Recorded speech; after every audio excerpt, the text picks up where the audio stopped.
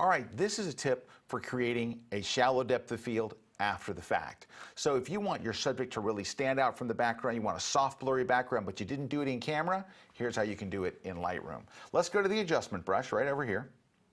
Click on the adjustment brush, then we're going to go to sharpness. Now sharpness, of course, adds sharpness if you drag it to the right. But if you drag it to the left, it adds blurriness, kind of almost like a Gaussian blur in some ways. So we're going to drag it all the way over to the left to -100. Now, you're also going to turn off the auto mask checkbox. Now, normally we leave the auto mask checkbox on all the time because it helps determine where edges are so you don't accidentally paint over something you don't want to. It works great almost all the time until you want to paint over a big area. Like I have this crowd in the background. I want to blur the whole crowd. Well, if I didn't turn off auto mask as I'm painting, it's going to keep trying to determine where edges are. Not only is the brush going to go slowly, but it's going to miss some gaps and things. So by turning it off, now it just paints like a regular paintbrush. It doesn't try to do any math. It just paints blur. So turn off auto mask. Let's go in here with a pretty decent sized brush and start painting. Now you want to stay away from anything that's supposed to have detail. So maybe you want to stay away from the ball and you don't want to get too close to the player. We'll work on that in a moment. Let's just kind of blur the big stuff here first.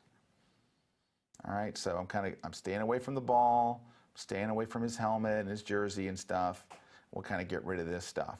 And if you wanted to make it extra real, you know, when you get a little closer over here, you could lower the amount. So we were at 100, you know, maybe you could create a new one, hit new, and instead of using 100, maybe use 75 and kind of go in this area so it's, as you get a little, like closer down here on the grass was where you'd really change. You'd still make this other stuff pretty blurry. So let's just blur that out. But again, don't get too near the player.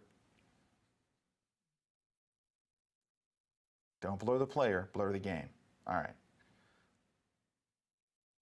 So we're pretty close here. Notice I'm staying away from the ball, I'm staying away from the player. So now, once you get most of the dirty work done here, and maybe also one row right across the bottom so it has that nice depth. Let's do the bottom separately. Let me undo that. Hit new. Let's drop this one to maybe 30 or 40%. Put a nice line there because depth of field would have a little bit of blurring there too. Maybe a little bit more. Not that much. Just there we go. A little bit of blurring in front.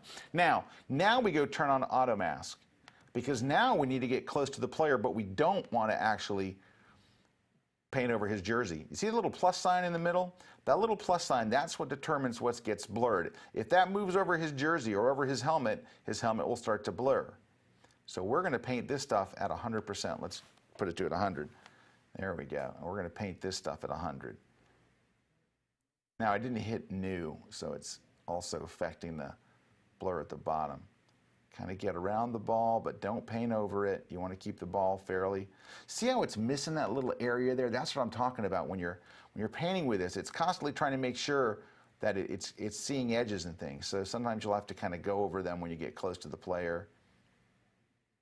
It's taking a little bit longer. The brush is going a little bit slower, but that's how it's supposed to work. And you'll have to do a little better job than I'm doing. I'm kind of doing a little quickly. And I'll show you before and after here in a second. I won't put you through the agony of watching me do every little spot because you can see some spots missing there, some spots missing there.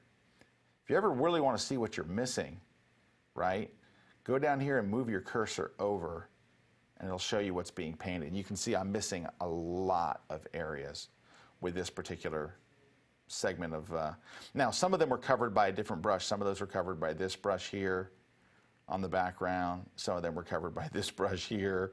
So I think I pretty well have it covered. But let me give you a before and after just so you can see what I'm talking about. Let's move our cursor over here so it's off the screen. When you move your cursor away, the little pins hide.